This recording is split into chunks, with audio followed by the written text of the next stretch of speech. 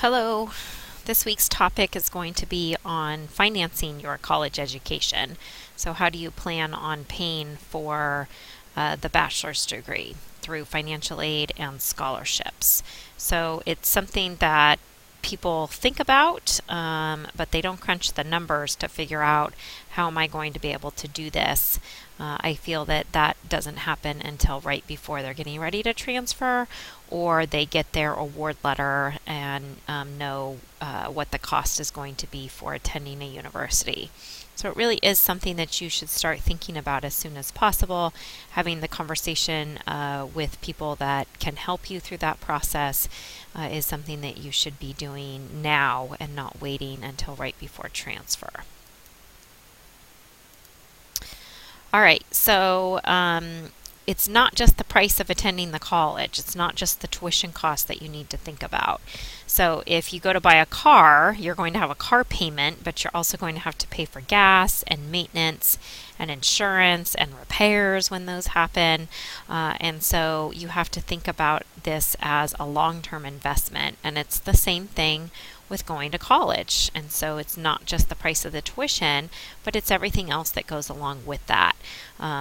Your books, any personal needs that you have, room and board and food. And so you have to take all of those things into consideration and think about, okay, how much is it going to cost? If you've never lived on your own before, then that's where the biggest cost comes from, is being able to pay for rent and food and household supplies and things like that.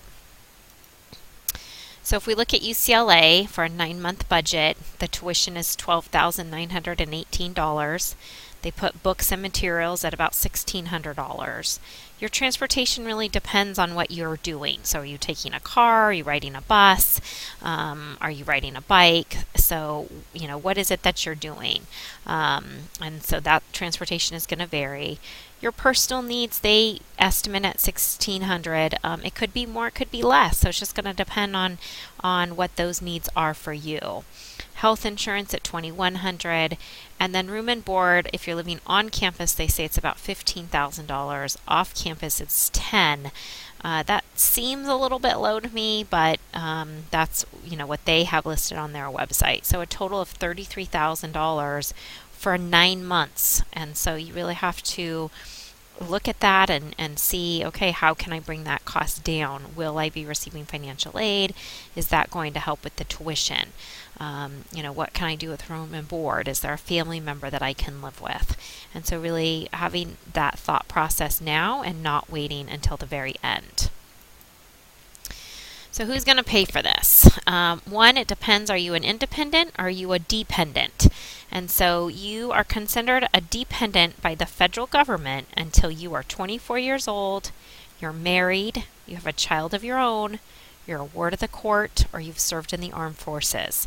So if you live on your own, you pay your own way, you do not receive any family help, but you don't fall into one of those categories, the federal government still views you as a dependent and not as an independent.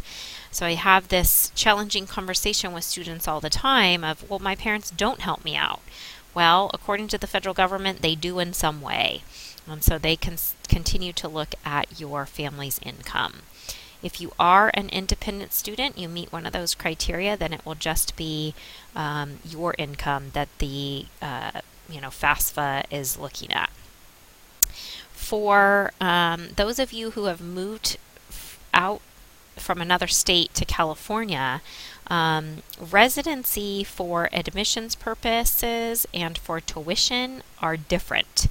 And so again, if you don't meet one of those criteria and your parents live out of state, they consider you a non-resident for the purposes of tuition. And so you really want to look at that, because that is going to be even more money and something that you need to take into consideration. So students are expected to work, and they're also expected to borrow in most cases. Most people don't have $33,000 for 9 months to lay down.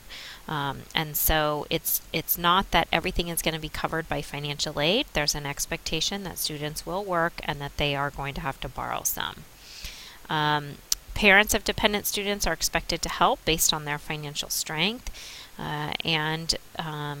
Really part of this is coming from student aid, hopefully as well. According to the UC, they really say, well, a third of the payment should come from the student or the family. A third is coming from work, and a third is coming from financial aid. And so the expectation is that UC students are going to work and pay for part of their income, part of their tuition. A third of it's coming from the student or the family outside of that work, and a third will be paid for through aid. So different types of student aid. There's grants, so such things as the Cal Grant or the Pell Grant. Those are probably the ones that you're most common with. And those grants do not need to be paid back. So that money is given to you, and it's not money that you have to give back. Same with scholarships. So scholarship money does not have to be paid back, and you can find scholarships that are merit-based or need-based or maybe a little bit of both. Work study is part of financial aid, and so you can work part-time. Most of the time it's on campus, but there are some off-campus positions as well. And what happens is when you get your FAFSA, you would see a line for work study money. When you receive work study money, you earn that income. However, it's not counted as income when you go to file your FAFSA the following year. So they don't consider that as income compared to a student who is not receiving work study money and is working at a part-time job. Then that is considered as income when it's not within the parameters of the FAFSA and work study. You could receive institutional aid, so from the college you're attending. This could be in the forms of a scholarship or grant. It could also be in the form of a loan that's available at a particular school. So that's something to look at as well. What does the college have to offer me? And then, of course, there's loans. And so you have to look very closely at loans to see what's the best one for you to do. Typically, you're doing a combination of these. So you might receive some money from Pell Grant, you might receive some from scholarships, you may have to, work and then also take out a loan. And so you're making up the price of the education to pay for that through different avenues. So applying for student aid, obviously the number one resource is the free application for federal student aid, the FAFSA, and that deadline is in March 2nd, and you need to get it in by March 2nd. However, they've changed the application period, and you can now start to submit as early as October. So that's something to look into so that you can learn sooner how much are you getting, and that can help you in your planning process. So through the FAFSA, there's federal and state grants, loans, and work study, like we already talked about. And then also, again, there could be institutional or private grants, scholarship, and loan programs for you to look into as well. So grants, about 55% of CSU undergrads received an average grant award of $8,735. And for the UCs, it's about 42% received about $16,000. But note that the UC costs about twice as much as the CSU. And so grants are available. There's a large percentage of students who are receiving grants, and you definitely want to apply. When I was in college, my dad, I have an older sister, and my dad said, no, I did that whole thing when your sister, was in college, and we didn't get anything, so I'm not going to waste my time. Well, at that point, he would have had 2 kids in college, and so most likely we would have received something, whether it be the BOG fee waiver at the community college or something to help us out, because things had changed from the time that my older sister had started college to the time that I was starting college. So talk with your parents about it. It's definitely still worth filling out to see if you could get something to help you out. So the grants really depend on family income and how much money your family is making. My friend in the financial aid office always says, there's no better time to be poor than when you're applying for the financial aid, so that you can get more money. So the less money your family makes, the more you're going to receive in aid. You also want to be sure to check the university websites of the schools that you're applying to see about their grants that they award and what their deadlines are. So scholarships are free money. Obviously, you don't have to pay that back. The typical quote-unquote scholarship season is January to March. That's where you're going to see the majority of scholarships come out for the following academic year. However, scholarship applications are available year-round, and it's something that you may want to, spend a couple hours each month researching to see if you can get that scholarship money. There have been lots of students at SRJC who have gotten all kinds of scholarships. There once was a Latino woman who applied for a scholarship for African American men, and nobody applied for it who qualified, and she got it. So you just never know what's going to happen. We've also had students who have gotten so much money in scholarships that they not only were able to pay for undergraduate degree, but graduate degrees. And so it does take time to apply for scholarships, but it can be worth it in the end. Typically, a scholarship application is going to require that an application be filled out. A lot of times there's an essay that you need to do, along with getting letters of recommendation. Sometimes they want to see your transcript. Sometimes there's some type of an evaluation form that needs to be filled out. So it varies by scholarship, but you just have to do that research.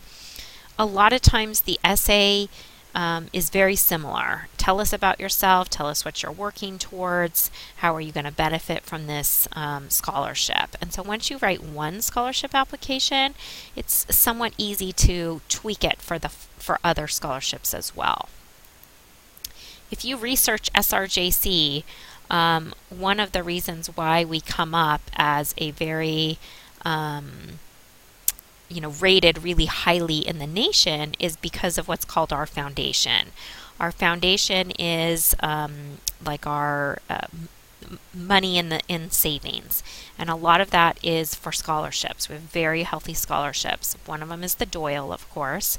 The second one that isn't as familiar to student is the foundation scholarships. So every year in January in your student portal, you will see a link for the SRJC Foundation scholarships. There's 2 scholarships, one for continuing students and one for transfer students. And so you can apply for whichever one meets you. For the transfer students who would be, so when it comes out this January, it would be for students who are transferring in fall 17. There's over 250 scholarships available. You fill out one application, one essay, and your application goes in for those 250 scholarships. I highly recommend that you apply. You're only competing with other SRJC students who meet the criteria, who take the time to apply. So you definitely want to do that foundation scholarship. I know students who have gotten multiple scholarships through the foundation. So look for that. Again, that comes out in January, is due in March. The other one that we have is the business and community scholarships. So you can look at these through the online bulletin board. And so again, it's not scholarship season, so there's not a lot here. There's only the Doyle in there. What I recommend is that every week on the same day you come back and you click on new scholarships this week, and then you would see, okay, this is what's new this week. Trust me, in January you'll be scrolling down because there'll be so many scholarships for you to look at. So keep coming back to this website and looking at what's available for students. And this is on the SRJC scholarship website. There's also searching for scholarships here, and so they have workshops that they offer, and they also offer some search engines that they have determined to be good ones for students to look at. There's also some scholarships for undocumented students, and so you might want to look at that. And they're just giving you some other ideas as well. Okay, so the scholarship office has some great resources. Let's see. All right. On the Transfer Center website, if you go, this wants to open. There we go. So this link is under Resources, under Financial Aid and Scholarships for Transfer. So I also have financial aid resources here that you can look at. Excuse me. And then there's also scholarship resources. And 10,000 Degrees, that's another great organization that you could look into. It's a local program for Marin and Sonoma County, so that would be something to look into to see if they have anything. And then I've pulled this from the scholarship website. You would see it there as well. But you can come into here and select a school and go right to their scholarship information. So for the campuses that you're applying to, you should contact their scholarship office and see if there are scholarships you could be applying to now. So for instance, the Sonoma State Scholarship for transfer students is due on November 30th. And you wouldn't know that unless you called and asked them. And so you don't even know if you'll be going to Sonoma State in fall of 17, but their scholarship is available for you to apply to. So you definitely want to contact each campus to find out what can I do to apply to scholarships. The UCs have scholarships as part of their application, but you can also contact them in advance to see if there's anything specific for their campus that you could apply to. So lots of available on the web.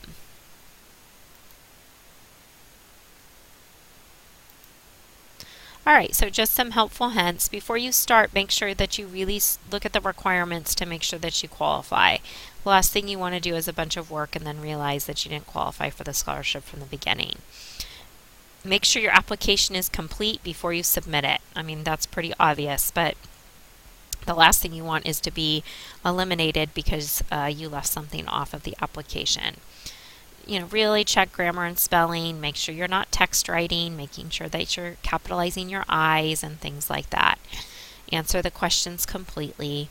Submit all the materials by the deadline. Don't think, oh, I can just get this one in afterwards or something like that. Follow up to make sure everything was received. For scholarships that want a letter of recommendation, you really want to make sure that you request those, a month ahead of time. Typically, what I'll tell a student is I'll write you a general letter, and then you can use that for multiple scholarships. So instead of me mentioning the scholarship by name, I'll just be very general, and then that will help the student to use it for several scholarship applications. You also want to provide the person who's writing the letter of recommendation with information. So give them a resume. Tell them what activities you've been involved with at college. What community resources have you participated in? So giving them any kind of information that's going to help in writing the letter is going to be helpful. And then you want to make sure that you order your transcripts in advance. So it's usually going to take 7 to 10 days for a transcript to be processed. And so you want to make sure that you're on top of that and you're not waiting until the last minute. All right, so loans. Loans have to be paid back. There are certain careers that offer a loan payback program, so you'd have to look at that. Those are typically civil service positions. Let's say you go on to become a nurse and you work in a low-income clinic, then you could, look into a loan payback program.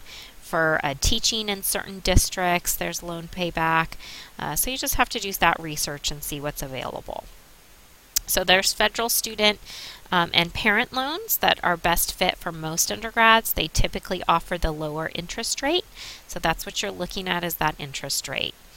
It's recommended that you don't borrow more than you can pay off within 10 years. You don't want to be paying student loan debt, for 20 years of your life. You also don't want to refinance it so that, it goes on longer and longer. And you really don't want that loan payment to be more than 10 to 15% of what your entry-level salary is. Please avoid private loans and credit cards. The interest rate is just going to be astronomical, and you don't want to put yourself in that situation. So about 59% of CSU undergrads borrow about $7,000 per year, with a debt of about $15,000 for transfer students, almost $16,000. And about 55% of UC graduates have loan debt at about $20,000 after they graduate. And the typical repayment over a 10-year period is about $182 for a CSU per month and $194 per month for a UC grad. So just information to take into consideration as you're trying to make a decision. So after you apply to the four-year university, each university will let you know you've been accepted, and along with that, they're going to provide you with a provisional financial aid award letter telling you this is how much it's going to cost for you to attend our university. Here's the grants and aid that you're receiving. And so you would take that and then look at your FAFSA to see, well, what grants and work study do I have?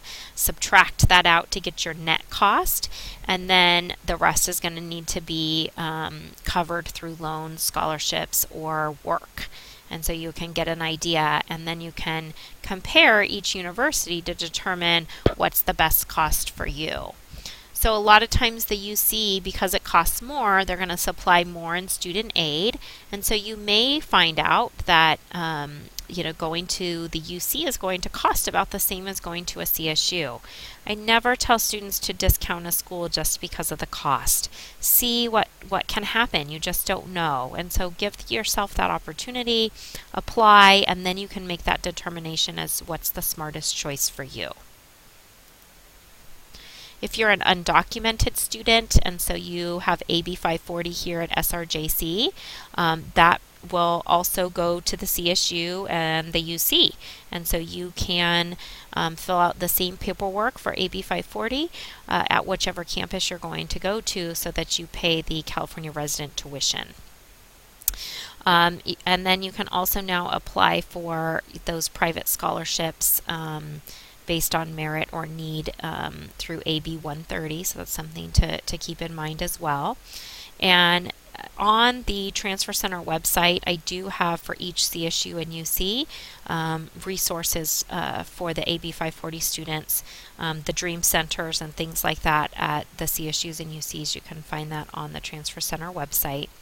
If you've not applied for DACA or you were going to be doing so this year, the advice is to wait because of President-elect Trump. We're not exactly sure how that's going to have an effect on DACA, if the program is going to continue, and so the advice is to hold off and not apply yet. Rafael Vasquez here at Santa Rosa Junior College is a great resource if you're needing to speak with somebody about your DACA application. Okay, so a couple ways to bring down the cost. One is to take a full-time load and finish your courses successfully so that you do not have to repeat them. As a college student, I ended up changing my major after I transferred. So I transferred as a business major. I ended up changing my major to child development. And so I had to do some additional work in order to graduate on time. And what worked for me was, no matter if I took 12 units or 16 or 17 units, it was the same cost. And so I loaded my schedule up and took as many units as I could successfully. I continued to work and I was able to do that. That's not going to work for everybody, but just know that the per unit fee, like is done here at a community college, is not the way they do it at a four-year university. So the cost goes by, are you a full-time student or are you at a CSU part-time? And so if you're a full-time student, again, it's 12 units or more, and so you pay the same price no matter if you're in 12 units or you're in 18 units. So that's just something to consider. You can look at doing summer courses or intersession, and that might be something that works well for you to get things done a little bit quickly.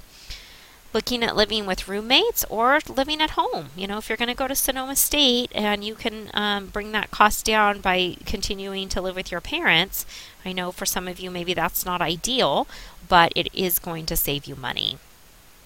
Taking public transportation, riding your bike, walking, all of that is going to help you to save money. Getting that part-time job and looking for a part-time job that is paying more than minimum wage.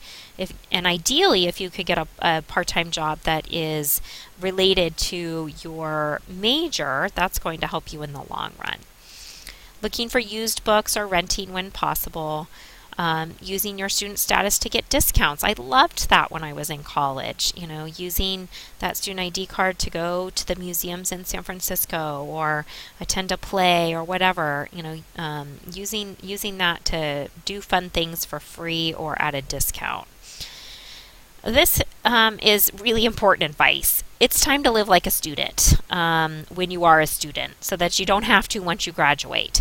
And I remember one time I saw a student of mine.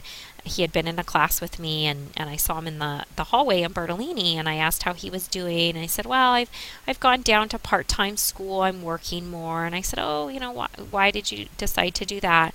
Well, I bought an Escalade. I was like stunned. You bought an Escalade at the age of, I don't even know if he was 20 yet. Kind of, in my opinion, a little ridiculous. And so, you're not somebody, or he was not somebody established in his career who could afford an Escalade. And so, of course, now he's putting school on hold to be able to live a lifestyle that is beyond his means.